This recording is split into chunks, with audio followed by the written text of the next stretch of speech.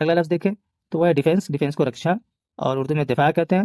اسی سے ministry of defence یا رکشا منترالیہ، اس کو اردو میں وزارت دفاع بھی کہتے ہیں. اور ہم انشاءاللہ وزارت سے متعلق بھی ایک ویڈیو لے کر آئیں گے، جس میں مرکزی وزارت اور جو ریاستی وزارت، خاص طور پہ بہار حکومت کی جو وزارتیں ہیں اس سے متعلق ایک پوری ویڈیو لائیں گے. عام طور پر یہ سارے الفاظ ضرور پوچھے جاتے ہیں ایگزام میں، ٹھیک ہے.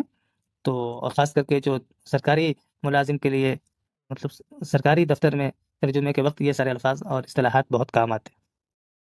اگلا لفظ ہے ہمارا ڈیلیگیشن. ڈیلیگیشن کو ہندی میں پرتینیدھی منڈل کہتے ہیں، اردو میں وفد کہتے ہیں. جب بھی کسی ملک سے کچھ لوگ دوسرے ملک میں جاتے ہیں کسی مسئلے سے متعلق بات کرنے، تو اس کو ہم کہتے ہیں وفد، اور انگلش میں ڈیلیگیشن اور ہندی میں پرتینیدھی منڈل کہتے ہیں. ضروری نہیں کوئی ایک ملک کے لوگ دوسرے ملک میں جائے، ہو سکتا ہے دو ریاست کے مابین یا ریاست اور مرکز کے درمیان، یا ہو سکتا ہے کوئی دو گروہ کے درمیان بھی ہو، لیکن عام طور پہ ملک یا ریاست کے لیے اس لفظ کا استعمال ہوتا ہے. ٹھیک. اگلا ہمارا لفظ ہے ڈیولپمنٹ. اس کو ہندی میں وکاس اور اردو میں ترقی کہتے ہیں.